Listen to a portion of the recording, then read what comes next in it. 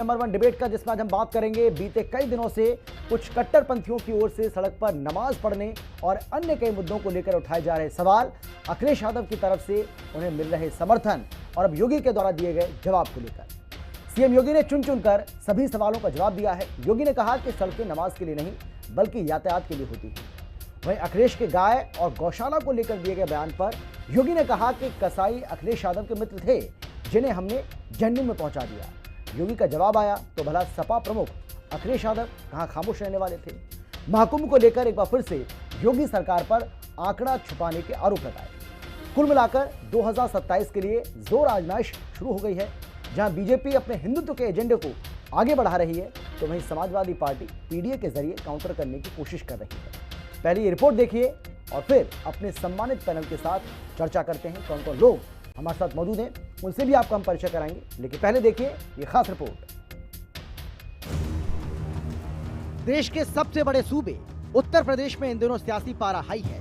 सियासी महाभारत में सत्ता पक्ष से मुख्यमंत्री योगी आदित्यनाथ ने मोर्चाबंदी की है तो वहीं विपक्षी खेमे से पूर्व मुख्यमंत्री अखिलेश यादव घेराबंदी करने में जुटे हैं। मुख्यमंत्री ने कटमुल्लों और अखिलेश को लेकर करारा जवाब दिया है। मुख्यमंत्री योगी आदित्यनाथ ने सड़क पर नमाज पढ़ने को लेकर कहा कि ईद में नमाज पढ़ने के लिए घंटों सड़क जाम करेंगे। नमाज की जगह ईदगाह और मस्जिद है, सड़क नहीं। सड़क चलने के लिए होती है। तो वहीं सीएम योगी ने बरेली पहुंचकर अखिलेश यादव पर सीधा हमला किया। सीएम ने कहा कि अखिलेश यादव के कई मित्रों को जहन्नुम पहुंचा दिया। 2017 के बाद यूपी में कोई दंगा नहीं होता है। ये जरूर कहा कि भाई ताजिया की साइज थोड़ा छोटा करिए, इसलिए करिए क्योंकि तुम्हारी सुरक्षा के लिए हाई टेंशन तार होंगे, हाई टेंशन तार बदलेंगे नहीं तुम्हारे लिए, उसके साइज कम करो क्योंकि हाई टेंशन की चपेट में आओगे मर जाओगे। देखा ना समाजवादी पार्टी के मुखिया क्या कहते हैं? कहते हैं गोबर से मुझे दुर्गंध आती है। ये है इनकी असलियत, यही है क्योंकि गौ माता को कसाईयों के हवाले करते थे। हमने कसाईयों को जब भेजा जहन्नुम की यात्रा में तो इनको परेशानी हुई। इनकी परेशानी तो वह है कि इनके मित्र कसाई सब चले गए जहन्नुम में। योगी आदित्यनाथ और अखिलेश यादव के बीच इन दोनों जुबानी जंग पिछले कई दिनों से जारी है। मिल्कीपुर हारने के बाद अखिलेश यादव बौखलाए हुए हैं। प्राण प्रतिष्ठा महाकुंभ के सफल आयोजन के बाद समाजवादी पार्टी लगातार यूपी सरकार पर घेराबंदी कर रही है। उत्तर प्रदेश में अपराधियों का खात्मा हो रहा है, लेकिन ऐसा लगता है कि विपक्ष को अपराध मुक्त यूपी होता दिखाई नहीं दे रहा है। आखिरकार इसको मैं क्या मानूं, क्या समझूं? इसको मैं तानाशाही समझूं, मैं इसको इमरजेंसी समझूं, मैं इस बात को ये समझूं कि ऐसा दबाव बनाना चाहते हैं, डराना चाहते हैं, धमकाना चाहते हैं कि दूसरे के धर्मों में शामिल ना हो, दूसरों के कार्यक्रम में शामिल ना हो। 66 करोड़ किस मेथड से, किस मेथडोलॉजी से, किस तरीके से गिनती कर ली? सीसीटीवी से गिनती की, डिजिटल फुटप्रिंट्स कौन से थे जिससे आपने गिनती कर ली? अरे 66 करोड़ की कोई गिनती तो बताओगे आप, किस मानक पे किया? और जो हजारों हिंदू श्रद्धालु खो गए उनकी लापता है, अभी तक कोई पूछ नहीं रहा उन्हें। जिनकी जान गई उनकी कोई गिनती नहीं। उत्तर प्रदेश विधानसभा चुनाव 2027 में होना है। बीजेपी क्लीन स्वीप करने की कोशिश में है तो वहीं समाजवादी पार्टी सरकार पर हमला कर खोए हुए जनाधार को वापस पाने की फिराक में है। जहां बीजेपी अपने हिंदुत्व के एजेंडे को आगे बढ़ाने की कोशिश कर रही है तो वहीं अखिलेश यादव पीडीए के जरिए इसका जवाब देने की भरपूर कोशिश कर रहे हैं। ब्यूरो रिपोर्ट, हिंदी खबर। तो फिलहाल हमारे साथ सिर्फ 2 खास मेहमान मौजूद हैं और जैसे ही बाकी मेहमान आएंगे उनसे भी आपका हम परिचय कराएंगे, लेकिन अभी हमारे साथ मुझे जो जानकारी मिल रही है उसके मुताबिक डॉक्टर एच.एस. रावत जी जो कि हिंदू धर्म गुरु हैं जुड़ गए। बहुत स्वागत है आपका महाराज जी। इसके अलावा हमारे साथ मोहम्मद शोएब सिद्दीकी जो कि इस्लामिक स्कॉलर हैं, वो भी हमारे साथ जुड़ गए हैं। आपका भी स्वागत है। और शोएब साहब, पहला सवाल मेरा आपसे ही है क्योंकि मुझे अच्छे से याद है कि इसके पहले जो हम डिबेट में चर्चा कर रहे थे तो आप सड़क पर नमाज पढ़े जाने को लेकर बहुत आतुर भी थे और बहुत परेशानी भी आपको हो रही थी। आप बार बार इस बात का जिक्र कर रहे थे कि भाई जब आप कांवड़ यात्रा निकाल सकते हैं, जब आप वहाँ पर भंडारा कर सकते हैं सड़क पर, जब आप वहाँ पर और भी तमाम तरह के हिंदू जो आयोजन होते हैं वो करते हैं, जब वो की जा सकती है तो फिर वो 10 मिनट की, 15 मिनट की, 5 मिनट की नमाज अदा क्यों नहीं की जा सकती है? अब योगी आदित्यनाथ ने इस बात का जवाब दे दिया है। उन्होंने कहा कि भाई कांवड़ यात्रा सड़क पर ही निकलती है। कांवड़ यात्रा की अगर तुलना आप करेंगे कि भैया नमाज से, तो उसकी कोई तुलना नहीं की, क्योंकि नमाज के लिए ईदगाह है, मस्जिद है, लेकिन कांवड़ यात्रा सड़क से ही निकलती है, तो दोनों का कोई कंपैरिजन नहीं है। अगर आप तुलना कर रहे हैं तो आपकी तुलना ही गलत है। क्या कहेंगे अब आप? देखिए अमित भाई, ऐसा है जी, जहां तक आपने ये बात कही, देखिए होता क्या है, नमाज का मामला जो हमारे वहाँ है, हमारे वहाँ क्या है, पूरी दुनिया में है कि नमाज की जो असली जगह है वो जाहिर सी बात मस्जिद है, और जो ईद वगैरह की नमाजें होती हैं वो ईदगाह में होती हैं। और नमाज की यहाँ तक बात है, तो अगर मैं आपके घर गया हूँ और आपके बगैर इजाजत मैंने नमाज पढ़ी तो नमाज तो बोल नहीं होगी। लेकिन अगर आप देखिए चंद साल पहले तो होता था, आदमी ट्रेन में सफर कर रहा है, अगर नमाज का वक्त हो गया तो आदमी ट्रेन में नमाज पढ़ ली, अगर बाई रोड कहीं जा रहा है जंगल में गाड़ी के आगे उसने नमाज पढ़ ली। और मेरे हिंदू भाई भी खासकर उसमें मदद क्या करते थे, जैसे कि तरावी वगैरह होती थी तो लोग बल्लियां लगाते थे कि तरावी हो जाने दीजिए। लेकिन होता क्या है कि हमारे नबी ने फरमाया है कि जिस मुल्क में रहिए उसकी वफादारी करिए, उसके संविधान को मानिए, उसके कानून को मानिए, ये आपका ईमान है। तो जो हमारे मुख्यमंत्री योगी आदित्यनाथ जी ने जब पिछले कई 2 साल से करीब तकरीबन ये बात है कि उन्होंने ये बात कही कि रोड पे नमाज नहीं पढ़ी जाएगी, उसमें दिक्कतें होती हैं, उन्होंने उसके वजूहत भी बताई थी, डायरेक्ट अटैक नहीं किया था, जैसे कि आने जाने दिक्कत होती है, एम्बुलेंस निकल रही हो या कोई अधिकारी निकल रहा हो, दिक्कतें होती हैं। तो आप देखिए कि हमारे हर मुसलमान जो तबका था, खासे बड़े बड़े आलिमों का था, उन्होंने इस बात को ऐलान भी किया कि आप कोशिश करिए वक्त से पहले मस्जिद पहुंच जाइए, ईदगाह पहुंच जाइए और रोड पे नमाज ना पढ़ी। तो मैंने हमेशा उसको फॉलो करा। लेकिन जहां तक अगर आप इस बात से कह रहे हैं बात को, तो देखिए होता क्या है सर अमित भाई, कि जब भी कोई बात आती है तो मुसलमान को टारगेट पे ले लिया जाता है। आप बताइए कि इस मुल्क में मुसलमानों ने क्या जान नहीं दी? आप बताइए प्रयागराज में भी इतना बड़ा हादसा हो गया था, उसमें जब लोग लौट रहे थे, मुसलमान भाइयों ने अब मस्जिदें खोल दी थी, घर खोल दिया था, उनके लिए खाने पीने का इंतजाम किया था, लेटने बैठने का इंतजाम किया था। तो ये मुल्क गंगा जमनी की तहजीब है, और जाहिर सी बात जो सियासी मामले होते हैं उसमें जाहिर सी बात है एक जवाबी चलता है मामला। यहाँ जैसे बिहार में आप ले लिए, लालू प्रसाद यादव विपक्ष में मजबूत हैं तो उनको नीतीश का मामला चला रहता है। यहाँ यूपी में अखिलेश यादव, चूंकि बाकी पार्टियां तो खत्म हो चुकी हैं, बीजेपी के पहले अगर कोई पार्टी है तो समाजवादी पार्टी है, तो जाहिर सी बात जवाबी कवाली चलती रहेगी। लेकिन मैं हमेशा मुख्यमंत्री जी से गुजारिश करता हूँ कि इसमें आम आवाम न पिस जाए, चाहे वो किसी भी समुदाय की हो, और मैंने कानून को माना है। अगर आप नमाज कहेंगे नहीं, तो मैं जाहिर रोड पर नमाज मुझे समझ नहीं आ रहा भाई, शौक सिद्दीकी वो मना थोड़ी कर रहे हैं भाई, नमाज पढ़ा भाई, नमाज अदा करने से, नमाज पढ़ने के लिए आपको कोई रोक थोड़ी रहा है भाई, आप करिए जो आप करना चाह रहे हैं, आपको मना कौन कर रहा है? आपको कहा जा रहा है कि भाई आप मस्जिद में जाकर पढ़ लीजिए, आप पार्कों को मत घेरिए, आप सड़क को मत घेरिए। और अगर आप हिंदू पर्वों से, हिंदू त्योहारों से उसकी तुलना करेंगे या हिंदू शोभा यात्राओं से आपको उसकी तुलना करेंगे तो कोई मैच नहीं है। वो यही तो कह रहे हैं भाई, कांवड़ यात्रा कहां से नहीं, बताइए ना आप। कोई अगर हरिद्वार से अगर जल लेकर आ रहा है तो वो कैसे आएगा बताइए आप? हवाई जहाज से आएगा, किससे? बाकी देखो जिसको आना है वो आते हैं अपने हिसाब से, कोई बाइक से आता है, कोई बस से आता है, कोई किसी और से आता है, लेकिन आएगा तो सड़क के रास्ते ही ना। पहले नमाज बता दो फिर कांवड़ यात्रा बताऊं आपको। देखिए नमाज की यहाँ तक बात है तो जाहिर सी बात है कि हमारे वहाँ मस्जिदों में जब जमाती पढ़ जाते हैं, आप भी देखिए दिन ब दिन पॉपुलेशन बढ़ रही है, अब मस्जिदें कम है, लोग बढ़ रहे हैं नमाज पढ़ने के, हिंदू भाई मेरा बढ़ रहा है, मंदिर कम पढ़ रहे हैं, मंदिर बनाए जा रहे हैं, चर्च बनाए जा रहे हैं। आबादी बढ़ती है तो हर चीज की जो जिम्मेदारियां बढ़ती हैं तो बढ़ता है। तो हमारे वहाँ चूंकि मुख्यमंत्री का, प्रधानमंत्री के कानून को माना गया, तो मस्जिदों में, कई मस्जिदों में 2-2 बार 3-3 बार नमाजें हुई। ईद की नमाज हुई, जैसे 8 बजे होगी, दूसरी 9 बजे होगी, मैं खुद पढ़ने गया दूसरी नमाज 9 बजे कि कानून को मैं फॉलो करूंगा। कांवड़ यात्रा की यहाँ तक बात है, जाहिर सी बात है वो मंदिर यहाँ पे कानून को कहाँ फॉलो कर रहे हैं सर? क्या बात आप कर रहे हैं? जियाउर रहमान बर्क कह रहे हैं कि भाई या तो अनुमति दे सरकार, अनुमति नहीं देगी तो मुझे अगर अदालत जाना पड़ेगा तो मैं अदालत जाऊंगा। क्या बात आप कर रहे हैं? आप कह रहे हैं हमने बात मान लिया, मान कहा रहे हैं आप? अगर भाई चुनौती दे रहे हैं आप, भाई बहुत सारे ऐसे नेता जिन्होंने चुनौती दी, और कुछ नेता तो ऐसे हैं वो कह रहे हैं कि हम अदालत जाएंगे, रोक कर दिखाएं हमें। देखिए ये उनके, देखिए नमाज तो सड़क पर ही पढ़ेंगे। अमित भाई अदालत तो आदमी जा सकता है। देखिए अमित भाई अदालत, देखिए इस संविधान मुल्क में जो मुल्क संविधान से चलता है, उसके बाद शासनादेश अध्यादेश चलता है, तो शासनादेश में मानूंगा मैं, अध्यादेश तो मानूंगा नहीं। अगर मेरे खिलाफ कुछ होता है तो मुझको संविधान ने राइट दिया है कि मैं कोर्ट का दरवाजा खटखटाऊं, अब मैं कोर्ट का दरवाजा खटखटाऊंगा, जो ऑर्डर मिलेगा। माना जब बाबरी मस्जिद का फैसला हमारे खिलाफ आया तो क्या मैंने नहीं मानना? आप बताइए। तो संविधान तो राइट है। चलिए मैं लौटूंगा आपके पास सर, ठीक है मैं आता हूं आपके पास। अमित भाई एक सेकंड, हाँ जल्दी से। देखिए अमित भाई, काट कर दुआ मेरी कह रहा है वो जालिम, अब तुम्हें इजाजत है हाले दिल सुनाने की।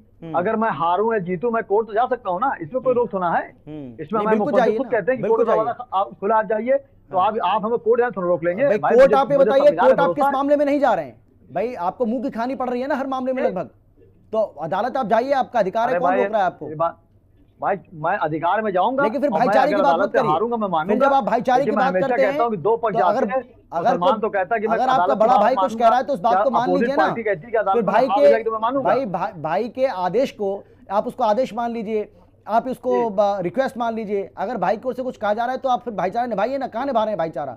अगर अदालत आप जाएंगे तो इसका मतलब आप चैलेंज कर रहे हैं। देखिए अमित भाई, आम मुसलमान आम हिंदू भाईचारा निभाता है। मेरे वहाँ ईद थी। चलिए मैं लौटूंगा सर आपके पास, मैं आता हूं फिर से। ठीक है, मुसलमान चंद आ रहे हैं हमारे साथ बीजेपी की तरफ से कृष्ण मोहन पांडे जी जुड़ गए। स्वागत है सर आपका। और समाजवादी पार्टी के प्रवक्ता अशोक तिवारी जी भी हमें ज्वाइन कर चुके हैं, वो भी हमारे साथ आ चुके हैं। सर आपका भी स्वागत है। लेकिन एचएस रावत जी, महाराज जी आपने सुन ली पूरी बात, शोएब सिद्दीकी क्या कुछ कह रहे हैं और सीएम योगी को भी आपने सुना, अब आप क्या कहेंगे?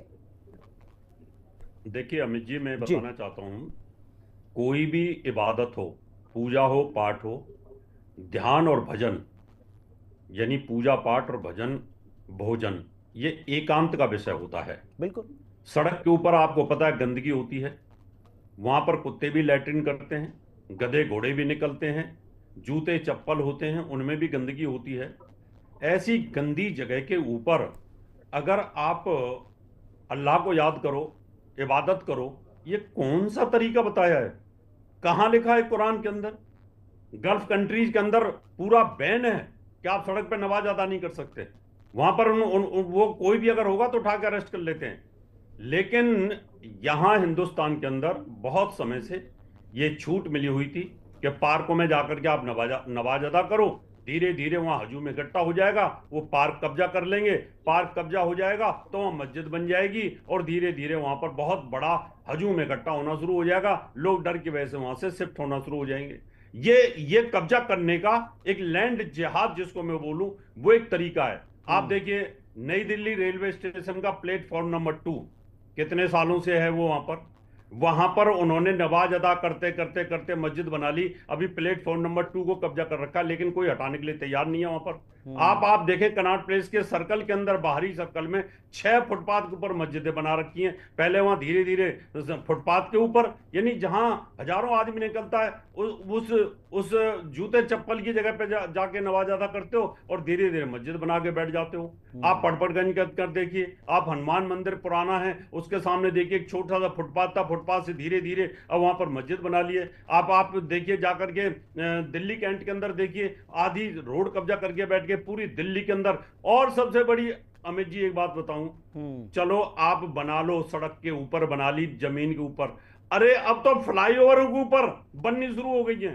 फ्लाईओवर ऊपर मजार, लैंटर के अंदर कौन दफनाया जाता है, वहां पर भी धंधा बनाने के लिए बना लिया। ये कोई तरीका होता है क्या? वहां पर भी मांगने खाने का तरीका, चद्दर चढ़ाने का तरीका बना लिया, ये कोई तरीका थोड़ी होता है। तो योगी जी ने बिल्कुल ठीक कहा है, सड़क चलने की जगह होती है, वहां पर कोई किसी को तकलीफ ना हो। आप इबादत करिए, अपनी मस्जिद में जाके करिए, शांति के साथ करिए, आप अपने अल्लाह को, खुदा को खूब याद करिए, हमें कोई ऑब्जेक्शन नहीं है। लेकिन सड़क पे करोगे तो ऑब्जेक्शन सबको होगा। जवाब दीजिए जल्दी से, फिर मैं उसके बाद आगे बढ़ता हूं, क्योंकि शोएब सिद्दीकी आपने सुन लिया और वो तो पूरा लेखा जोखा लेके बैठे हैं, बता रहे हैं भाई दिल्ली के कई इलाकों का वो जिक्र कर रहे हैं। और पूरी जो क्रोनोलॉजी होती है उसके पीछे की जो क्रोनोलॉजी है उसको भी बड़े विस्तार से समझाया यहाँ पर डॉक्टर एचएस रावत ने। देखिए जी जी जी देखिए अमित भाई, ऐसा है, रावत भाई ने जो बात करी है, तो हम कह रहे हैं एक जमीन बता दे जहाँ मुसलमानों को कब्जा कर लिया नमाज पढ़ने के बाद। आप बताइए 2 साल से जब आप बता तो रहे, आपके सामने बताएं कि रोड पर नमाज ना पड़ी। कितनी देखिए महाराज जी ने सब कुछ बताया सर। देखिए मैं बता रहा हूं, पार्टी बन जाता है तो बात कहने में मजा नहीं आता है। आप रावत जी हमारे बड़े भाई हैं। आप एयरपोर्ट पे जाइए, इंटरनेशनल एयरपोर्ट जवाब दिएगा। देखिए रावत भाई, आप हमारे सीनियर है, बड़े भाई हैं, मैं सीखने गरज से ही बैठता हूँ, मैं कभी लड़ता नहीं हूँ, जो मैं अपनी बात कहना होती मुझे। देखिए आपने जैसे कहा, तो 2 साल से आप बताइए, मुख्यमंत्री जी का ऑर्डर है कि रोड पे नमाज ना पढ़ जाए। बताइए कौन नमाज पढ़ रहा है? अब भोले भटके एक आध जगह मामले आए तो उस पर सख्त एक्शन लिया गया। बड़े बड़े आलिमों ने भी कहा कि जब कानून को फॉलो करना है तो आप ना पढ़िए, देर से पढ़िए, दोबारा जमात कर लिए, ना पढ़िए। आप जिस तरह कहा कि धीरे धीरे पार्कों में जाते हैं, नमाज पढ़ते हैं, वहां कब्जा कर लेते हैं, ऐसा आप हमें एक वाक्य बता दिया लखनऊ में या उत्तर प्रदेश बता दिए। आप हमारे बड़े भाई रावत भाई ऐसी बात ना करिए जो गंगा जमुनी तहजीब की वाली बात आ जाए। गुड़गांव के अंदर देखिए, हम तो गुड़गांव में जान हंगामा हुआ बहुत तगड़ा, नोएडा में हंगामा हुआ बहुत तगड़ा, तब जाकर के उनको रोका गया, बहुत ज्यादा स्थिति गंभीर हो गई थी। देखिए कहाँ नहीं हुआ ये बताइए। वो देखिए जो आपने बात कही वो रुख अलग था, ये बात एक अलग है। जैसे कि एक जगह नमाज हुई थी, नमाज के बाद सब लोग चले जा रहे थे, लेकिन कुछ लोगों ने जुलूस निकालने की कोशिश करी तो उसको प्रशासन ने मना किया, उस पर थोड़ा सा प्रयोग बल भी करा किया, जिसको सबने सही माना कि जब नमाज पढ़ के आप घर लौट रहे जुलूस निकाले तो नहीं थी ऐसे माहौल में, तो उसको बड़े बड़े आलिमों ने बात कही कि गलत किया, उसको रोका गया। आपने भी देखा, मैंने देखा, उसको लब्बैक कहा गया कि बिल्कुल प्रशासन ने सख्ती सही करी कि नमाज मस्जिद घर जाना चाहिए, इस तरह के आप जुलूस ना निकालिए, माहौल खराब चल रहा है। लेकिन अभी आपने सर जो पूरी फौरन अटैक कर दिया कि नमाज पढ़ते थे वहाँ कब्जा कर लेते थे, फिर मस्जिद बन जाती थी। हमें आप एक जगह लखनऊ बता दी राजधानी में कि जहाँ लोग ईद की नमाज रोड में पढ़ रहे उसके बाद कब्जा करके मस्जिद बना दी गई हो। तो हम समझते हैं गंगा जमुनी की तहजीब में इस तरह की बातें करके देखिए होता वक्ती शोहरत पाने के लिए हम लोग इस तरह की बातें सर कह देते हैं और इस मुल्क में हिंदू मुस्लिम खाई बन जाती है। मैंने हमेशा कहा कि हिंदू मेरा राम है, मैं मुसलमान, मैं लक्ष्मण हूँ। लेकिन एक और बात उन्होंने कही ना, आप उन्होंने एक और बात कही ना भाई, एच.एस. रावत जी तो ये कह रहे हैं कि भाई सड़क पर आप नमाज पढ़ रहे हैं, भाई नमाज अगर आप पढ़ेंगे तो कहीं साफ सुथरी जगह पर पढ़ेंगे। सही कह रहे हैं बिल्कुल भाई, कितने वाहन वहां से गुजरते हैं, कितने लोग वहां से गुजरते हैं, जानवर वहां से गुजर रहे हैं, तो वहां पे गंदगी भी तो रहती है, तो गंदगी में तो नमाज अदा नहीं की जा सकती। मतलब एक तर्क उनका ये भी तो सही लग रहा है ना, क्या गलत कहा? बिल्कुल रावत जी सही कह रहे हैं, बिल्कुल सही। सुन लिए मुकम्मल सवाल के सुन लिए सर, रावत जी ने बिल्कुल सही बात कही है कि पाक जमीन पर ही नमाज पढ़ी जाती है, जानिमाज हमारे इसीलिए होती है। लेकिन जब से मुख्यमंत्री जी ने मना किया है, आप बताइए पढ़ रहा 2 साल से, मेरा कहने में ये है नहीं, जिद तो कर रहे हैं ना सर, खत्म हो गया हो भाई, जिद तो कर रहे हैं लगातार के मुसलमान को टारगेट बनाना मैं समझता अच्छी बात नहीं है। जी सर, ठीक है, चलिए मैं आऊंगा आपके पास, मैं आपके पास लौटूंगा। हमारे साथ जो 2 और मेहमान हैं उनको भी चर्चा में शामिल कर लेते हैं। लेकिन अशोक जी जी मैं आपके पास आना चाहता हूं भाई। सीएम योगी ये कह रहे हैं कि जो गाय और गोबर की बात जो कर रहे थे, गाय गोबर और गौशाला की बात अखिलेश यादव कर रहे थे, वो दरअसल इसलिए कर रहे हैं क्योंकि कसाईयों से उनकी मित्रता थी और उनके बहुत सारे ऐसे कसाई मित्र हैं जिनको जहन्नुम में हमने पहुंचाने का काम किया है, और इसी को लेकर अखिलेश यादव को बेचैनी हो रही है। क्या कहेंगे सर? योगी जी की हास्यास्पद बातों पर मैं कुछ नहीं कहूंगा। मैं सिर्फ इतना कहना चाहता हूं कि गौशालाओं की जहां तक बात है, गौशालाओं पर मैं बोलना चाहता हूँ। गौशालाओं का रखरखाव क्या स्थिति है उत्तर प्रदेश में? उत्तर प्रदेश में गौशालाएं बिल्कुल नर्क बनती जा रही हैं, वहां दलदल में गायें मर रही हैं, वहां पर उनकी डाइट का पूरा इंतजाम नहीं किया गया है, जो डाइट का प्रिस्क्रिप्शन जितना प्रिस्क्राइब है वो उनको नहीं दिया जा रहा है, और जो है आए दिन दुर्गंध फैलती है इससे। गायें जब मरती हैं, हटाई नहीं जाती हैं, तो गौशालाओं की हालत खराब होती है। गौशालाओं का कोई जिक्र नहीं कर रहे हैं, गौशालाएं अभी बहुत कम है, जबकि छुट्टा जानवर आज उनका हिसाब नहीं है कि कितने छुट्टा जानवर घूम रहे हैं, किसानों को कितनी परेशानी हो रही है, कितने पशु जो है सड़कों पर घूमते रहते हैं, उनके लिए रखरखाव क्या कर रही है सरकार? कुछ नहीं कर रही है। आज सरकार की स्थिति जो है बड़ी लचर है। गौशालाओं में गोवंश आज इतनी मात्रा में काटे जा रहे हैं कि जो है आज हमारा नंबर क्या हो गया, ब्राजील से पहले हो गए हैं हम विश्व में। तो सवाल इस बात का है, जो कहती है, कहने को कुछ कहती है और भाजपा सरकार करती कुछ है। गायों को काटा जा रहा है, उनको तो नहीं रोका जा रहा है कहीं से। आज हालात ये है कि गौशालाएं बनाई नहीं जा रही, गौशालाओं का प्रबंधन क्या है? प्रबंधन चौपट है। इसी पर अगर उन्होंने सरकास्टिक तरीके से कह दिया है कि दुर्गंध और सुगंध की बात कर दी, और सुगंध की बात भी क्यों कह दी? आज कन्नौज में इत्र के जो है कारखाने लगाए गए थे हमारे समय में, उनकी क्या हालत है आज? सवाल इस बात का है कि आज कहती कुछ है, विकास के नाम पर करती तो कुछ है नहीं। भाजपा सरकार ने जो हालत कर दी है किसानों की, जो हालत कर दी है नौजवानों की, जो हालत कर दी है महिलाओं में किचन की, जो है कितने महंगाई आ गई है, जो हालत बलात्कार की है, उत्तर प्रदेश में बाढ़ आ गई है, आरक्षण नहीं मिल रहा है दलितों को, पिछड़ों को, इन्हीं सब हालात की वजह से। अशोक जी अपनी बात को रखने का एक तरीका होता है, अपनी बात को रखने का एक तरीका होता है, लेकिन जिस तरीके से अखिलेश यादव ने बोला, कोई भी मतलब अगर बिना दिमाग का इंसान भी होगा वो भी समझ जाएगा कि आखिर वो कहना क्या चाह रहे थे और किसको वो टारगेट कर रहे थे। गौशालाओं का प्रबंधन बोला उन्होंने, गौशालाओं का प्रबंधन इतना बेकार है कि आज जो है वहां से सुगंध आने की बजाय लाशें पड़ी हैं गायों की। वो हालात का बयान किया उन्होंने अपनी बात कही अपने तरीके से। कहा कि हम इत्र पार्क बनवा रहे हैं जहां से खुशबू आती है, महक आती है, बिल्कुल पर्व और वो है, गौशाला हम बनवा तो रहे पर्व बना हैं है। जहाँ से आप दुर्गंध आती गौशालाओं है। को प्रबंधन हम नहीं कर सुगंध पा की रहे बात करते हैं, आप वो दुर्गंध की गौशालाओं बात करते हैं। कुप्रबंधन से, गायों के मरने से, उनके पेट भूखे रहने से वहां का वातावरण दूषित कर रहे हैं आप। ये कहा है उन्होंने, और क्या कहा है? ठीक है, कृष्णमोहन जी जवाब दीजिए। पहली बात तो वो कह रहे हैं कि भाई अगर कसाईयों से हमारी इतनी ही मित्रता थी तो फिर ब्राजील का जिक्र कर रहे थे आपके सामने, कह रहे हैं ब्राजील को भी क्रॉस कर दिया हमने इस मामले में, फिर मित्रता हमारी कहाँ है? मित्रता तो आपकी है। देखिए, जहां तक हमारे समाजवादी साथी है अशोक भाई, इनका दोष नहीं है। पार्टी की जो पार्टी लाइन होगी उस पर बोलेंगे, अखिलेश जी ज्यादा बोल देंगे तो अखिलेश जी पे कार्रवाई भी कर सकते हैं। ये इनको गौशालाओं से निश्चित तौर पर दुर्गंध आएगी, क्योंकि इनके जो साथी थे जो कल तक खुला पशुओं को, गोवंश को ले जाके कटवाते थे और खुलेआम उसकी तस्करी कराते थे, वो हमारी सरकार में बंद हो गया पूज्य योगी आदित्यनाथ जी ने। जो गौशालाएं, नई गौशाले हर जिले में, हर ब्लॉक में जो गौशालाएं बनी, उनका बेहतर प्रबंधन हो रहा है, पशुओं को बेहतर भोजन मिल रहा है, जिसका परिणत ये है कि आज उत्तर प्रदेश में गोवंश तेजी से बढ़ रहे हैं।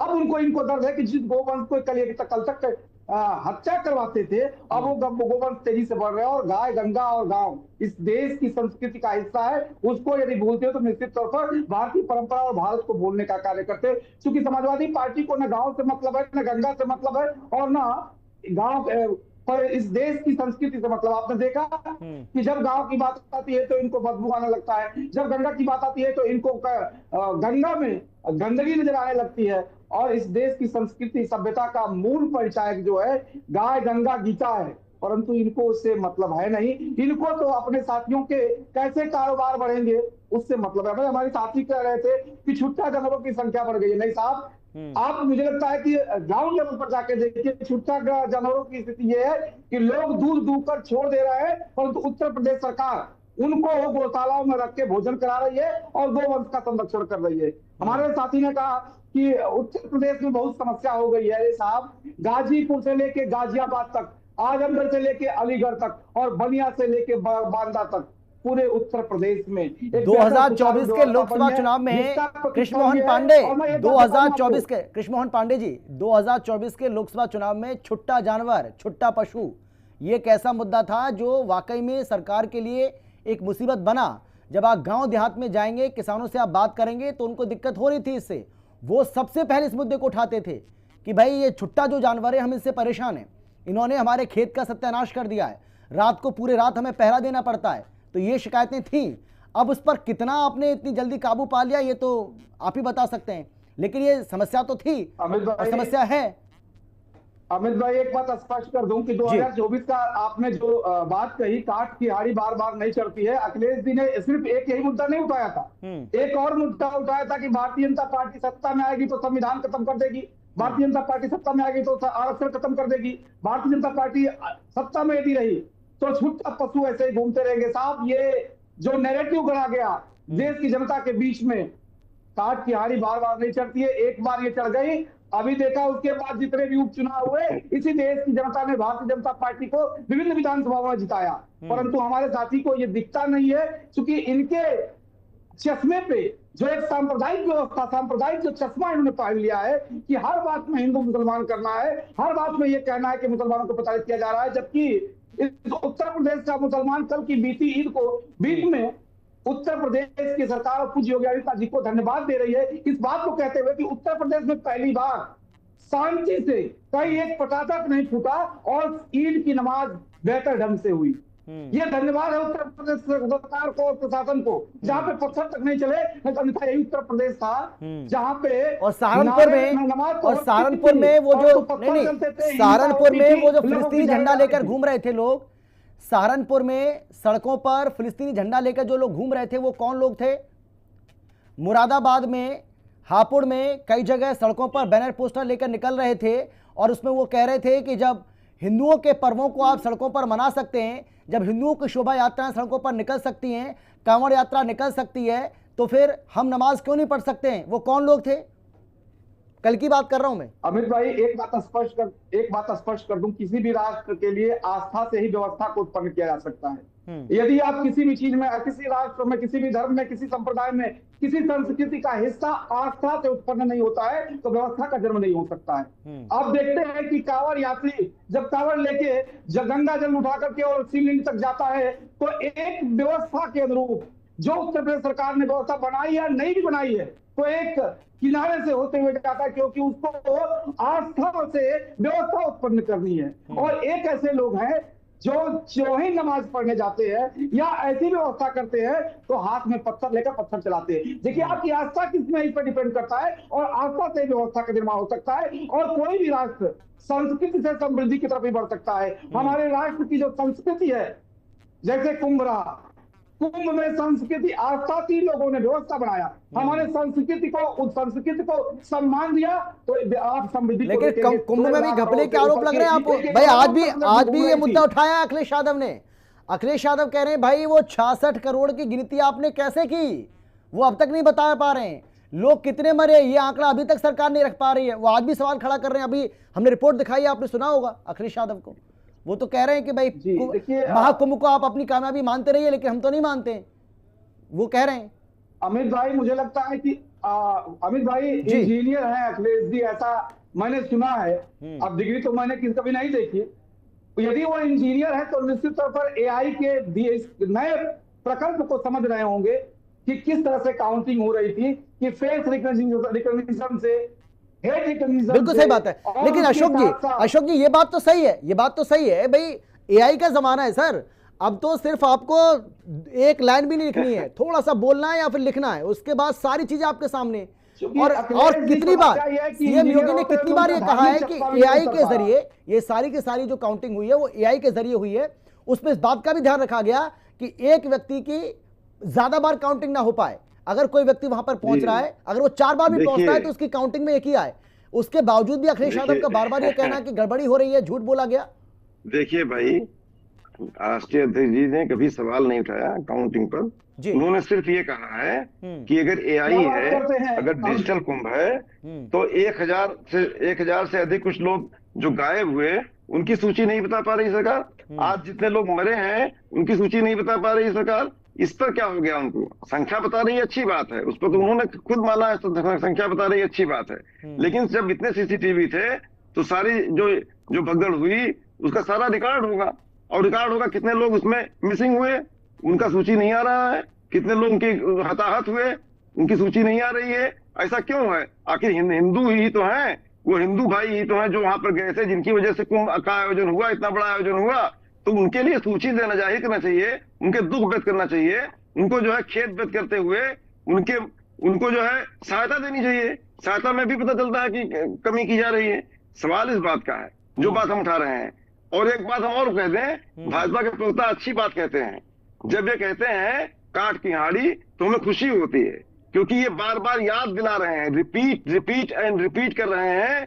24 में जो हम जीते हैं उसको रिपीटेशन कर रहे हैं, और ये बता रहे हैं कि आरक्षण नहीं दिया गया है, संविधान की धज्जियां उड़ाई गई हैं, जो कि लगातार कायम है। आज भी दलितों को 30 लाख रुपया खाली पड़ी है, उनको हक नहीं दिया जा रहा है। आज भी दलितों को कॉर्पोरेशन के जरिए नौकरियां कराई जा रही है, आज भी दलितों को उनका हक नहीं मिल रहा है। आज भी समय 27 तक भी चलता रहेगा ये बात कि जो है आज आउटसोर्सिंग कराई जा रही है और परीक्षाएं लीक कराई गई हैं। ये छिपी हुई बात नहीं है, कह रहे हैं, डंके की चोट पर कह रहे हैं, शिक्षक को निकाल दिया गया है।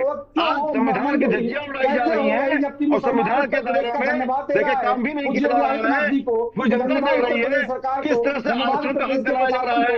इसी आरक्षण पर आपकी धज्जियां उड़ जाएंगी 27 में। तो आरक्षण का दलितों का और पीड़ित है, पीड़ित है, जो है आम आदमी पीड़ित है। रोजगार नहीं मिल रहा है नौजवानों को, आज 4 साल की नौकरी से नामित दी गई है। इन्हीं सब मुद्दों की वजह से महंगाई बेशुमार है, आज बेरोजगारी बेशुमार है, किसान पीड़ित हैं, नौजवान पीड़ित हैं, ये सब मुद्दे जस खड़े हैं। अमित भाई, एक निवेदन करूंगा आपसे, किसी दिन आप महंगाई पर, बेरोजगारी पर, इस पर भी डिबेट रखिए, और मेरे भाई रहे हम लोग बात उस पर भी करेंगे। परंतु समस्या यह है कि जिस दिन हम महंगाई पर बात करेंगे, जिस दिन हम बेरोजगारी पर बात करेंगे, तो ये बात करेंगे मुसलमान पर, ये बात करेंगे मस्जिद पर, ये बात करेंगे, ये बात करेंगे दलितों पर, क्योंकि इनको मुद्दे नहीं, इनको चलिए ठीक है। हाँ ठीक है, मैं आता हूँ आपके पास, लौटूंगा मैं। महाराज जी कुछ कहना चाह रहे हैं। महाराज जी आप बोलिए, महाराज जी आप बोलिए, आपने सारी बातें सुन ली हैं, हम महाकुंभ पर पहुंच गए, हम मतलब आपने सब कुछ सुन लिया, क्या कहेंगे? और सबसे बड़ी बात सबसे बड़ी बात मैं आपसे जानना चाहूंगा, जो गाय गोबर और गौशाला को लेकर जो ये बहस छिड़ी हुई है, इसको लेकर आपका क्या कहना है? क्या वाकई में जो योगी जी कह रहे हैं उसमें दम है, या जो अखिलेश यादव कह रहे हैं कि भाई सुगंध और दुर्गंध वाली बात जो वो कर रहे हैं? देखिए, अखिलेश जी की जो पार्टी है वो हमेशा मुस्लिम वोट बैंक के ऊपर आधारित है।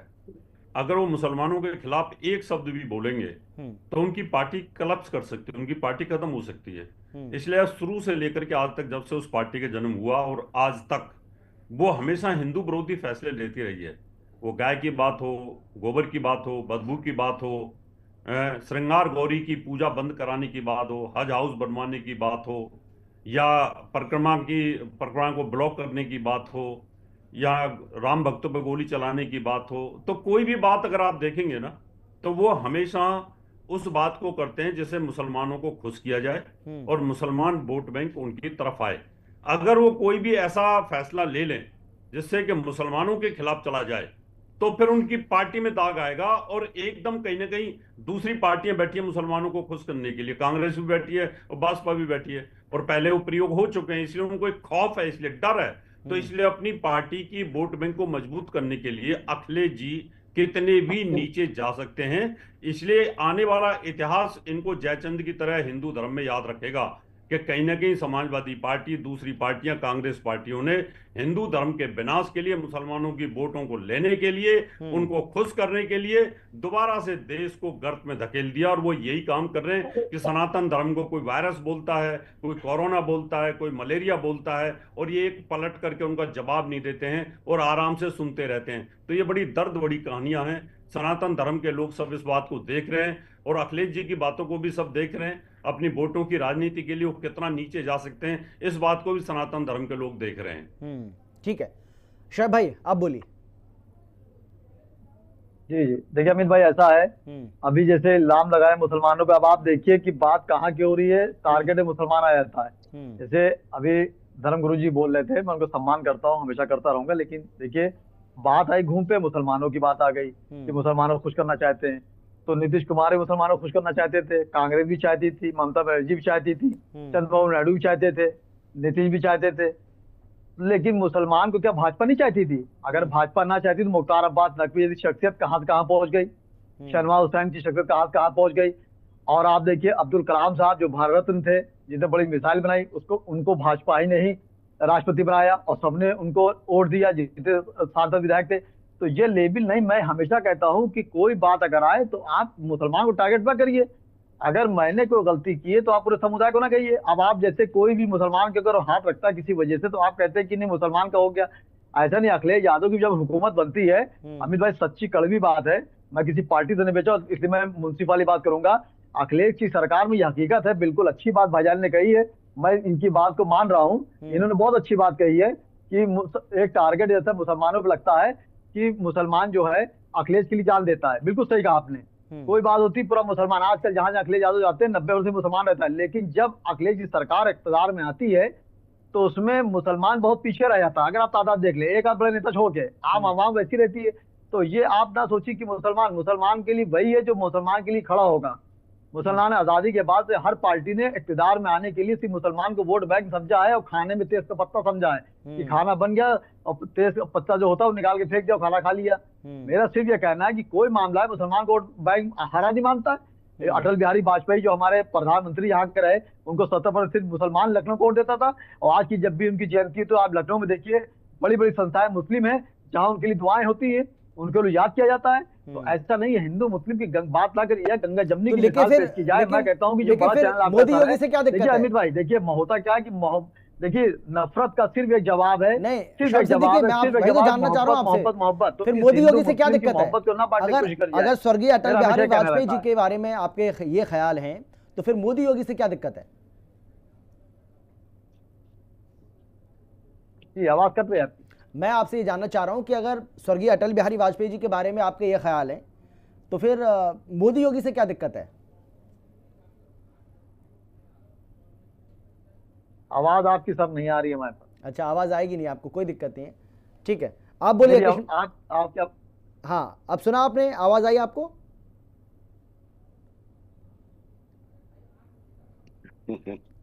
ठीक है, अशोक जी आप बोलिए। अशोक जी बोलिए आप। जी, मैं स्पष्ट रूप से सर बोलना चाहता हूँ। अभी हमारे धर्मगुरु माननीय रावत जी ने जो परसेप्शन बताया है समाजवादी पार्टी का, उनके दिमाग में जो परसेप्शन है वो अच्छी बात है, वो रखें, हमेशा के लिए रखें, कोई दिक्कत नहीं है। जनता का क्या परसेप्शन है, मेन चीज होता है जनता हमें किस निगाह से देखती है। रावत जी किस निगाह से देखते हैं इससे मतलब नहीं है, योगी आदित्यनाथ जी किस निगाह से देखते हैं इससे मतलब नहीं है। जनता, उत्तर प्रदेश की जनता जो आवाम है वो हमें किस निगाह से देखती है, ये महत्वपूर्ण है। सवाल इस बात का है, आज दलित को कोई परेशानी मुसलमान से नहीं है, आज पिछड़ों को कोई परेशानी मुसलमान से नहीं है, आज कमजोर सवर्ण ब्राह्मण को कोई परेशानी मुसलमान से नहीं है। आज सवाल इस बात का परेशानी किसको है? उपचुनाव में साथ नहीं दिया सर आपका अशोक जी, अभी जो उपचुनाव हुए हैं, उपचुनाव में अभी साथ नहीं दिया इन सबने आपका। भाई 10 में से हल नहीं होना, 10 में से 8 हार गए, आप सिर्फ 2 जीते। आज मंसूबा पूरा नहीं होने वाला है। आज पीडीएल लामबंद है अखिलेश जी के साथ में, आज दलित लामबंद है, आज किसान लामबंद है, नौजवान लामबंद है, सवर्ण लामबंद है, ब्राह्मण भी लामबंद है।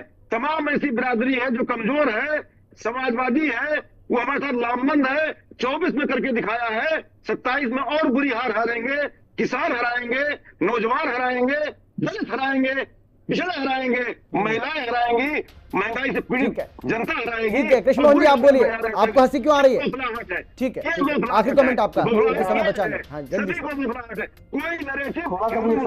अमित भाई, हमारे साथी समाजवादी साथी आवेश में आके बहुत कुछ बोल गए, परंतु ये बोलते ये भूल गए कि मैं बोल क्या रहा हूँ। साहब, एक तरफ आपके नेता कहते हैं कि हम पीडीए को साथ लेके चलेंगे, दूसरा तरफ कह रहे हैं ब्राह्मण लामबंद है, क्षत्रिय लामबंद है, और आप अखिलेश जी कहते हैं कदों इन ऊंची जातियों से अपनी सारी व्यवस्थाएं छोड़ दे, हमें पीडीए वालों को दे दे। तो आप पहले ये तय कर लीजिए कि लामबंद पीडीए को कर रहे हैं या ब्राह्मण और ठाकुर को कर रहे हैं। देखिए अभी भाई समस्या यही आगे खड़ी होती है, जब बात आती है, जब इनके गठबंधन के साथी कहते हैं कि सनातन जो है होना चाहिए, तो चलिए सर समय मेरे पास बचा नहीं है, समय मेरे पास बचा नहीं है, जल्दी से महाराज जी आखिरी कमेंट 10 सेकंड में कंक्लूड करिए। देखिए मैं तो ये कहना चाहूंगा अमित जी, योगी जी ने जो कहा है, नमाज सड़क पे बिल्कुल नहीं होनी चाहिए और किसी भी सड़क पे नहीं होनी चाहिए, और जितने भी महानगर है पूरे देश हिंदुस्तान के अंदर ये उचित नहीं है। इनको अपनी नमाज जो अदा करनी चाहिए ईदगाहों के अंदर, मस्जिदों के अंदर करनी चाहिए, सड़क नहीं रोकनी चाहिए, ये उचित नहीं है। उनकी योगी जी की बात को मैं सपोर्ट करता हूँ। ठीक है शैब साहब जल्दी से फटाफट आखिरी कमेंट। देखिए अमित भाई, हिंदू दिखाई दे कि मुसलमान दिखाई दे, आंखें तरस रही कि इंसान दिखाई दे, हम इस मुल्क में सुकून अमन चाहते हैं। हमारे मुख्यमंत्री हो या प्रधानमंत्री हो, जो भी कानून बनाएंगे उसको हिंदुस्तान का एक एक मुसलमान मानेगा, सियासी लीडर को छोड़कर। तो आप ध्यान रखिए, इस मुल्क में मैं पैदा हुआ, इस मुल्क में जान दूंगा, इस मुल्क में ही दफनाऊंगा, मैं हमेशा आपके साथ। चलिए बहुत बहुत धन्यवाद आप सभी का मेरे साथ जुड़ने के लिए, चर्चा में शामिल होने के लिए, अपनी अपनी बात रखने के लिए। लेकिन सवाल यही है कि इन सब अगर बातों का आप मिला देंगे तो इसमें सियासत ही दिखती है, जहां बीजेपी की ओर से जैसा कि हमने पहले भी कहा कि अपने हिंदुत्व का जो एजेंडा है उसको आगे बढ़ाने की कोशिश की जा रही है, और पीडीए के जरिए समाजवादी पार्टी उसको काउंटर करने की कोशिश कर रही है। तो यानी कि आप ये कह सकते हैं कि 2027 की जो बिसात है, क्योंकि 2027 में विधानसभा का चुनाव होना है यूपी में, तो उसकी जो बिसात है वो समाजवादी पार्टी और बीजेपी दोनों ही ओर से अब बिछा दी गई है, और इसमें बाजी किसके हाथ लगेगी ये देखना बहुत ज़्यादा दिलचस्प होगा। लेकिन हाँ, होड़ दोनों ओर से मची हुई है कि किस तरीके से एक तरफ हिंदू वोटों को एकजुट करने की कोशिश हो रही है, तो दूसरी तरफ पीडीए के जरिए आप समझ जाइए, और ख़ासतौर पर जो मुस्लिम है, मुसलमानों को किस तरीके से अपने पक्ष में किया जाए, अपने फेवर में किया जाए, क्योंकि एमवाई फैक्टर बहुत ज़्यादा मायने रखता है समाजवादी पार्टी के लिए, इसीलिए वहाँ भी ये कोशिश चल रही है। फिलहाल इतना ही, आप देखते रहिए हिंदी खबर, क्योंकि हिंदी खबर पर खबरों का सिलसिला लगातार जारी है।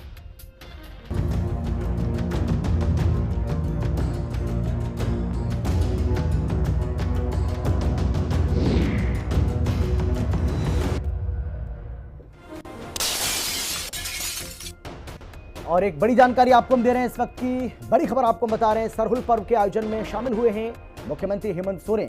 आदिवासी कॉलेज छात्रावास में आयोजन हुआ है। सीएम हेमंत सोरेन ने पूरे विधि विधान से पूजा अर्चना भी की है।